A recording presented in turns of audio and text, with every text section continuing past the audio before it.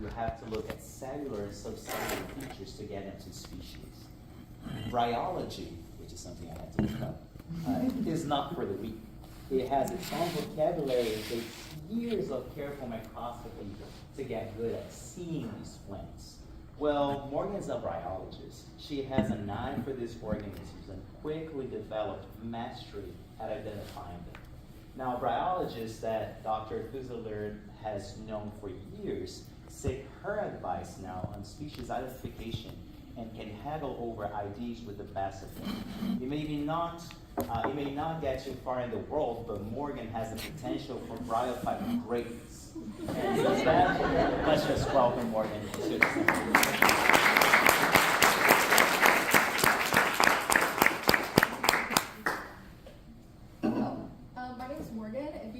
Know me, you should know that I'm absolutely crazy about mosses. They are my life, they are my love. I have them tattooed on me, they are everything to me. So obviously I study them in my graduate program, and I'm going to be talking to you about that today. Specifically, I'm going to be talking to you about how bryophytes, so mosses and liverworts, and how those communities are changing across the anthropogenic disturbance gradient at cave entrances. So bryophytes are a paraphyletic group of mosses, liverworts, and hornworts. Largely dominated by the mosses, and they have a gametophyte dominant life cycle in contrast to other plants which have a sporophyte dominant life cycle. They have heavy investment into both sexual and asexual reproduction, and they lack specialized vascular tissues, so they do not have internal conducting structures that are specialized, not like trees or other ferns and things like that. And because of this, they are poikilehydric. This means that their internal cellular potential matches that of the outside or the external atmosphere. And so, why would I study bryophytes? Besides, they're freaking awesome. They're super diverse. They're the second most diverse group of land plants on this planet. So why wouldn't you study them, right?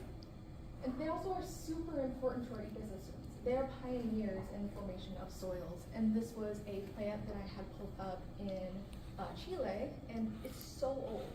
This is this year's growth. So this plant is at least 10 years old, which is really incredible. In addition, they host a ton of biodiversity. So we have tardigrades. We love our water bears, super cute. We have rotifers. They're also super cute. There are paramecium, bacteria. There are moss mites and all kinds of arthropods, even fungi that live within these plants. Super duper diverse little microhabitats, wonderful for critters. They also are super important for recruitment of other plants. So in this nice bed of sphagnum here, there's pine cones that will fall into it. There's young trees popping up, some other plants here, some creeping plants. So tons of plants will just pop up wherever the mosses are. It's a great spot. It's nice and humid, it's wet, and it's protected. In addition, we also know that mosses form these moss-dominant habitats like peatlands. These peatlands are huge for sinking carbon and mitigating the effects of climate change. This peatland was one that I visited up in Maine, and it was really, really cool. So then, why caves? Why should I bother studying caves? Caves are really crucial habitats because there are so few of them, and they're so fragile and sensitive to changes in those systems. We live in Kentucky. So Kentucky has so many caves. I think it's like the third most populous cave state in the US. And we are home to Mammoth Cave, which is currently the largest cave system in the world. It's about to be taken over by Mexico. But they're really cool. They're really special habitats. And so little is known about that cave entrance ecotone. So we know a lot about what's going on inside of a cave. We know a lot about what's going on the surface, right? We live here. But what's going on at that intersection, we don't really know. But what we do know is that this is a clashing of two opposing forces. We have the nice, cool temperatures of the inside of the cave, and then there's warm on the outside. And so when these two things are clashing, it creates stability. And so because of that stability, the bryophytes love it. They absolutely love this little spot right here. And everything around this cave entrance is super forested. Everything coming down, of course, it's water and it's wet. But out here, it's going to be lusher. But right here is where the mosses are thriving.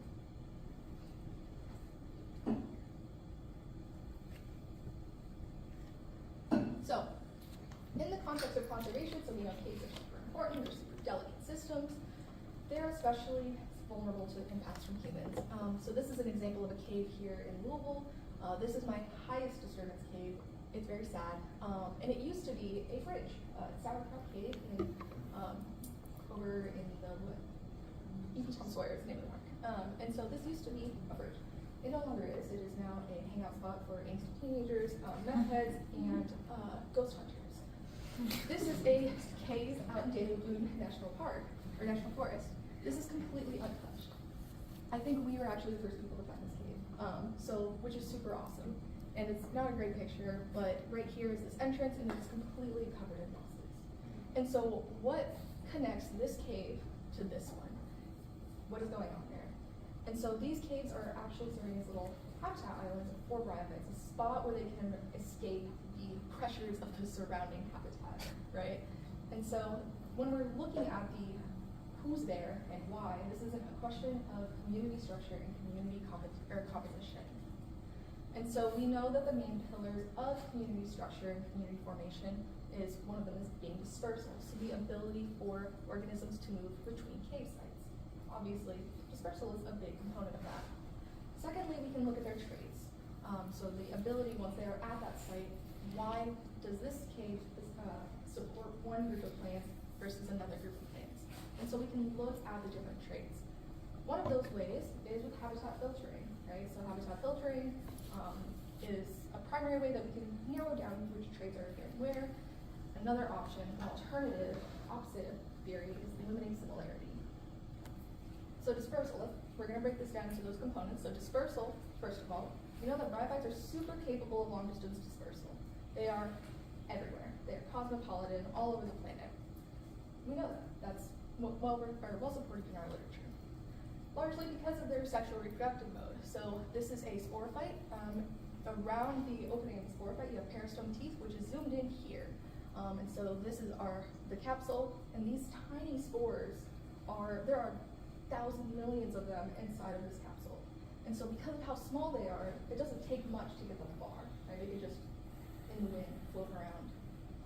Asexual, though, they produce these structures called gemmi or tubers, and this is a stem, so one of those green things down there, but from a different plant. This is Pseudotaxiphyllum elegans. It's very common in our area, and these are gemmi. So each of these little stems here is going to become a new plant one day, if it gets that far. So two primary modes, sexual being spores, asexual being our gemmi. So once the plant has dispersed, once it has gotten there, can it live there? One option is with habitat filtering. So habitat filtering predicts that there's a couple of different factors that limit the ability of those plants or those species to exist in that habitat. So we start off with a super rich species pool, and as the community begins to build and succeed, you will be left with only a certain collection of organisms there, and that is our observed community. And this is one possible explanation behind the structure of this community. And so what we would see, if habitat filtering is a thing, we would expect to see similar traits. So for example, plants that are tolerant of high light. You might expect a whole bunch of desiccation tolerant plants together. Like in the desert, you have a bunch of succulents, and they are all capable of withstanding high heat, withstanding drought, withstanding bright light. You might expect plants that are not tolerant to desiccation but live in the water, or highly aquatic plants living together. So you have a lot of floating vegetation. For example, duckweed and liverwort rixia carpus, they do the same thing. They float on top and they look the same, but they're two totally different plants. And then finally, substrate. So substrate is a big one. So plants living on rocks, like lichens living on plants, they all look generally the same. They all do similar things. And so this is an example of how we might see habitat filtering expressed in traits in our communities.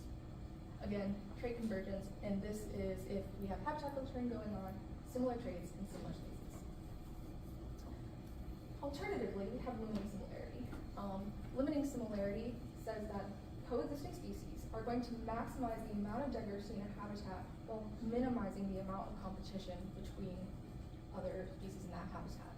And so if this pie chart, this whole circle, was our available habitat, that is divided up into three functional groups, because that is what minimizes the amount of competition. That is as much diversity as you can get with as little overlap And so, if this were the case, you would see species with a whole variety of traits living together, right?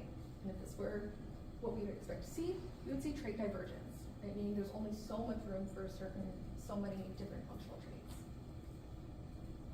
And so I keep talking about functional traits and all of these different trait combinations, but in mosses, what does that look like? They're just green pads of fluff, right? Well, mosses are super duper diverse. We know that now. And so I wanted to know what factors are important to the survival of these mosses at different sites. And first of all, it's important to know that mosses are super dependent on water. We kind of briefly touched on this, but they're poikilohydrate. They have flagellated sperm, which means that they need a medium with which to fertilize female plants. They still need water for photosynthesis. Even though they don't have internal specialized conducting tissues, they still have to get their water. So we know water is super crucial. And so they've evolved two primary strategies, one being desiccation tolerance and desiccation avoidance. For your desiccation tolerant plant, you're able to withstand drying out, periods of drying out like it's nothing. If you ever, after a rain, it's super green. That's because they're really good at what they do. Mosses are really capable of drying out. Desiccation avoidance, on the other hand, takes advantage of those wet periods, which is why a lot of times hornworts and liverworts will pop up shortly after a rain. And so if you're a desiccation tolerant moss, what would you look like? Well, you'd probably be compact and cushiony, right? If you look on rocks and you see little tufts, those are, I guarantee they are just chilling. They're just asleep waiting for the next rainfall.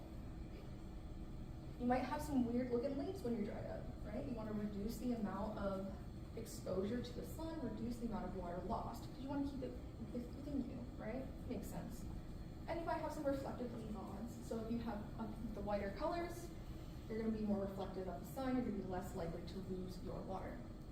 If you're desiccation avoidant, you're probably going to have a shortened life cycle, like the model organism Disturbance patents here. They pop up within a day of the rain. Or you could have tubers and bulbils. And of course, I had to plug my undergraduate plant here. This is Gemma Bryophyte, and each of these little balls here is a tuber. And it exists underground until it is rainy and time is right. And so, one way to look at how functional traits are dispersed in a trait space is with functional dispersion. So functional dispersion is a measure of how different a site is based on the composition of traits at that site. And so, if we were to graph this is an example from the original paper. This area, if we were to draw a hole around this polygon, this would be the trait space, okay? And each of these points is a sort of like a coordinate, like a PCOA coordinate, okay? And so each of these is weighted by abundance. And so this trait, being there's more abundance of this species here kind of thing, it's going to pull the weight in that direction. And so this is the average of all of these trait values at this centroid. And because these are more abundant, it pulls the mean closer to those more abundant species. So we could have an entire swath of singletons, but those singletons might express one trait combination. And so if they all are expressing that trait combination, it will pull the centroid towards that point. So if we have high functional dispersion, we can expect to have a high diversity of traits. So if they're farther apart, they're more diverse. But the problem with functional dispersion is we have to compare it to a null. Is this arrangement actually random, or is it because of something else that is going on? And so that is what we are going to set out to do. So I asked a couple of questions here. My first being, how is anthropogenic disturbance affecting these communities? And so I can hypothesize that disturbance is just going to change them. To be determined what direction that's going to be, but it will change them. So, and then does dispersal explain the composition of these assemblages at these cave entrances? I don't think it does, because we already know, it's well reported in literature that dispersal is not limiting in bryophytes. They can travel all over the place, all over the world, with no limits. And so no, dispersal is not going to restrict movement. And finally, does habitat filtering or limiting similarity explain the composition? I expect that habitat filtering is going to explain the composition because the bryophytes have such specific needs for their habitat. They're so habitat specific, they're going to be restricted by that habitat itself. And so, of course, none of my methods is complete without me on a rope. So this was me in a cave in the middle of absolute nowhere near a cave. It was not fun. And so I had 17 total sites, 4 of which were here in Louisville, 13 in Mammoth Cave National Park. I selected my sites along a disturbance gradient. I'm not going to spend too much time talking about my disturbance gradient today, but essentially I was able to quantify disturbance by developing an index. And this is the spread of my sites, and I think it's a pretty decent spread. I think it's pretty good. And at each site I did transect sampling, so I sampled along the actual cave entrance itself, and I sampled the surrounding area to get an idea of who's in the cave and who's outside, who's in the matrix. And so, in order to test for the trait divergence and the trait convergence, whether that's or what's going on there, I had to develop my null model. Using this data, I was able to create this null model while I randomized the species occurrence and abundance at a site while maintaining the richness. So who's there might change, but the diversity of who's there doesn't change. So with this, just off the bat, we know that cave entrances are hosting super diverse assemblages.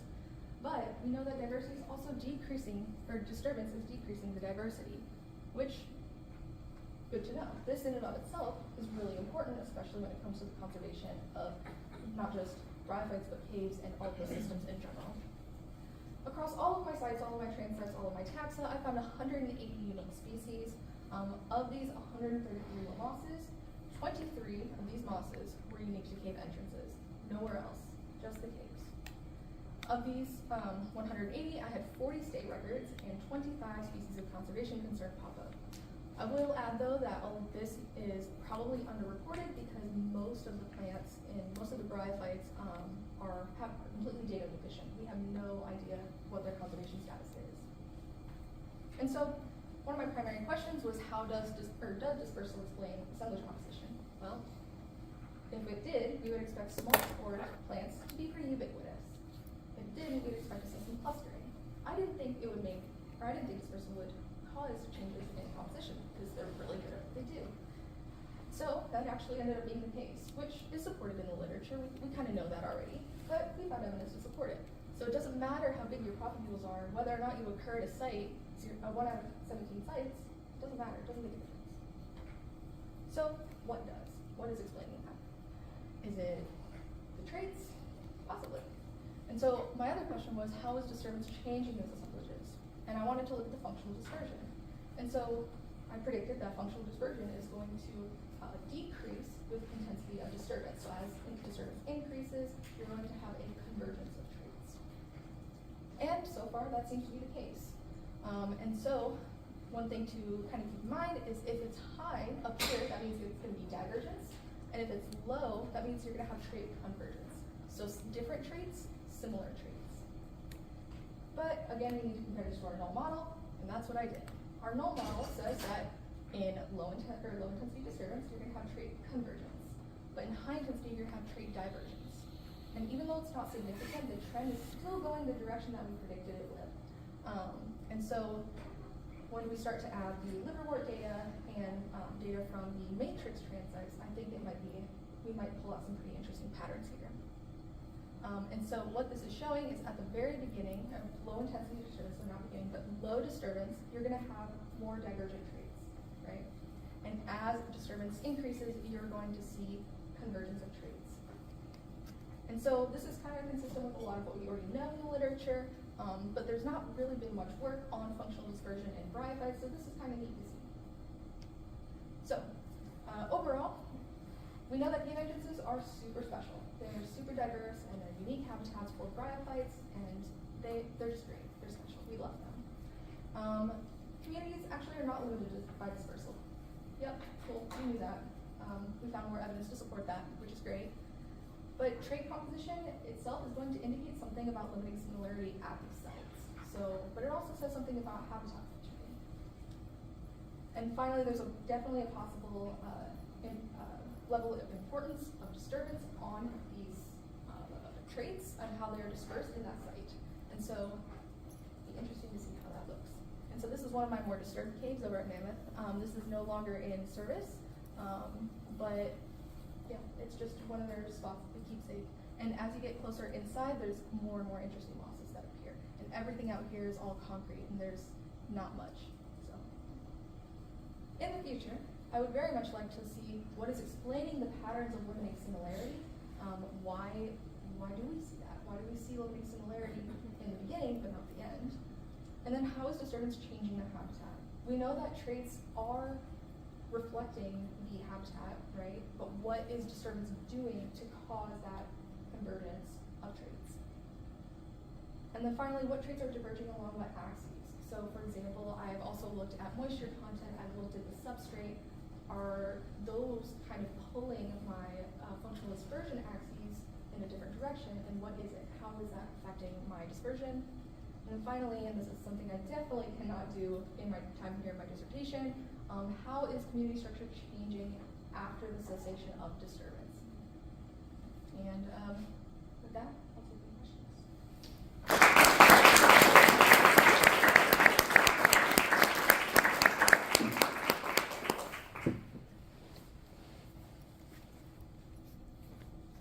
So when we have any experiment that we're thinking about disturbance, I think it's really easy to let our minds go to like intermediate disturbance hypothesis. But you found that like introducing a little disturbance into the system, that wasn't good for Bryophyte diversity, that just like any amount of disturbance was decreasing your diversity. So I was wondering like why you're seeing this disconnect in your system from what we think about when we think about intermediate disturbance hypothesis. And I mean, you kept saying like mosses are special, and so like what is it about mosses that's special in regards to like it not matching up with that ecological expectation, I guess? So with the intermediate disturbance hypothesis, what is expected with that, what Gleim had posited, was that, and Connell and Fox, they had said that natural disturbances. So natural disturbances for sure. If a tree falls over and it exposes that mound, there's more heterogeneity there, there's more establishable habitat for plants to just arrive. That makes sense. If a flood happens and it washes plants out, more plants can move in. Those are natural disturbances though. Anthropogenic disturbances are going to create homogeneity. It is going to homogenize the habitat to one thing. So if you think about when we mow a lawn, it just becomes a lawn. It started off as a forest or complex forest with lots of different plants and trees. There was so much dimension, but then we mowed it. And so it's homogeneous. And so when we're reducing the homogeneity, there's inherently going to be less going on there. Does that answer your question? Yeah. So of the 25 species that you found were of conservation concern, do you know if those all came from undisturbed caves predominantly, or were there some that were also from disturbed caves? I would say it was about 50-50. There were some that surprisingly appeared at Sauerkraut, so that really disturbed cave that I showed you. At least 2 actually came from that cave, which is really cool. But I would say it's a mixed bag of where on that gradient they fall. Then a follow-up question to that, how, if you could do whatever you wanted with these caves, because I guess my next question was going to be, do you not want to have a disturbed cave? But then if there are some really, how would you, is a disturbance an issue? I mean, for sure it's an issue because even though like the bryophytes are small, right? So anything small is going to be on their level. And so when we have small changes, like for example, I think of like brick, and when we have, I guess the mortar between the bricks, that is a small structural change. And so you might have a plant that's growing on the brick itself and a completely different one growing in those, in the white lines. And so small things are going to make a difference. And so when we're changing the habitat in any kind of way, that's going to make a difference. To answer your question about disturbance being an issue, I mean, yeah, it's an issue. What that end result is, TBD. But I think finding these rare species at these super disturbed spots just kind of highlights like how important these cave entrances are to like hosting unique and diverse species. So, to answer your question. Yeah, cool. How different are the ecosystems in general between your Louisville sites and your Mammoth Cave sites, and are you taking that into account in your analysis? Because I assume the Louisville sites have maybe some of the more disturbed ones there. So to answer your question, there is a big difference, but I try to compensate for that because there's a lot of tour caves in Mammoth Cave, or former tour caves, and so, or using ones that are like on the side of a trail. For example, Dixon Cave is on Dixon Cave Trail, and people throw their garbage in there sometimes. So it's still pretty heavily disturbed, maybe not in the same way, it might be managed better, but it's still disturbed. And so there is a difference. And then what was the second part of your question? So you mentioned how you're accounting for that in your analysis. I guess just like how do you expect different species compositions because of the different ecosystems, or like how variable are the mosses there? They're pretty different. I will say that the plants that occur in Louisville tend to be the really short-lived, the ones that reproduce asexually. Asexual reproduction is more guaranteed to be successful. And so these ones are often super clonal, whereas in mammoth we're seeing a lot more sexual reproduction, and so there is a difference. What's causing that difference? It's TBD. That's what I'm hoping to find out. Yeah. But who knows how the habitat is changing it? We know that substrate is important, moisture is important, and so far it looks like management might be also important. So you mentioned, you covered a lot in this talk, and one was talking about environmental filtering. He also talked about desiccation tolerance. And I was thinking that there are some desiccation tolerant bryophytes that are found like all over the world, like some species. I mean, and it's not even like an invasive species. It's just like it's always been everywhere. Yeah. What do you think accounts for basically like a global distribution like that? Is it disturbance tolerance? Is it desiccation tolerance? I mean, do you have any ideas, or have you ever heard any explanations? Well, I think it kind of goes back to the generalist versus specialist, the R versus K kind of situation. So those plants, one that comes to mind immediately is Ceratodon papyrus. It is everywhere. It is like this red plant. Though I showed a picture of the red turf plant, that's Ceratodon. I found that in Chile, but I also found it down the street. So it's all over the continent, or all over the globe, not just the continent, everywhere, on all 7 continents. And so it reproduces sexually. It's all the time. You never see it without sporophytes, but it also is capable of cloning itself. It produces tubers occasionally. And so, generalist versus specialist, why are we seeing that? I'm not really sure, but I think it is just along 2 different strategy axes, whereas Ceratodon is over here, and maybe some of your weird liverworts that you found once or twice ever are on this other axis. Does that kind of make sense? Yeah. So, you're truly a bryologist, and I appreciate learning so much more about bryophytes today. So thank you for this. And now my mind is going more for like big picture. This that you're studying is the habitat of bryophytes on a cave entrance important for the overall microenvironment in there? Could you get rid of all bryophytes and the surrounding area is still, I know that would be sacrilege, but would the environment in there still do okay? Or do you think this is just a great model for bryophyte ecology? Does that make sense? Yes. Yes.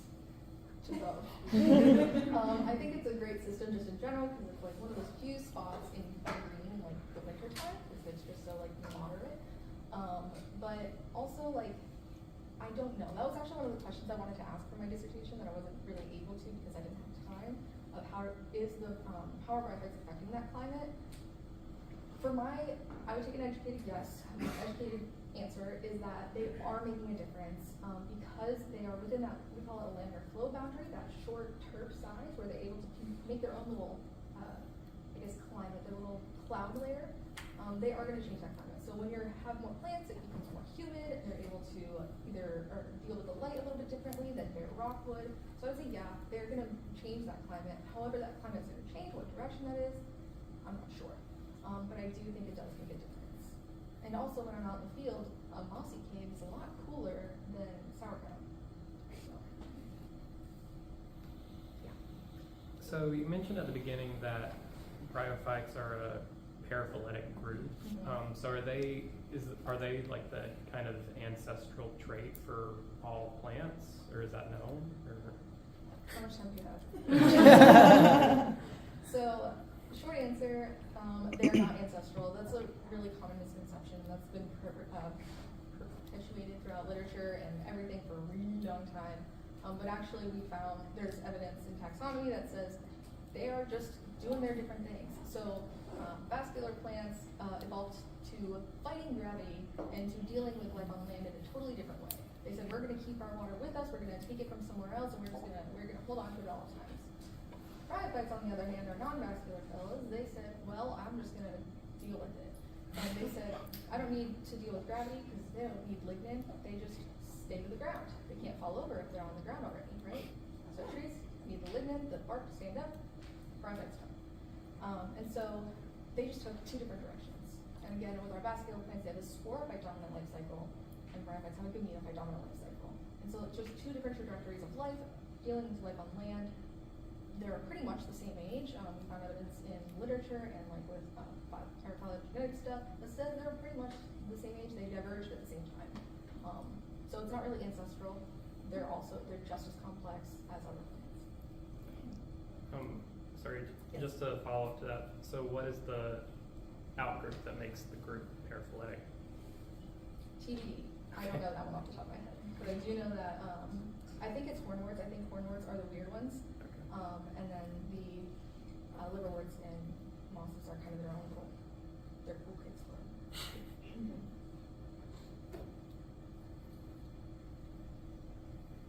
If there are no more questions, let's thank Morgan again.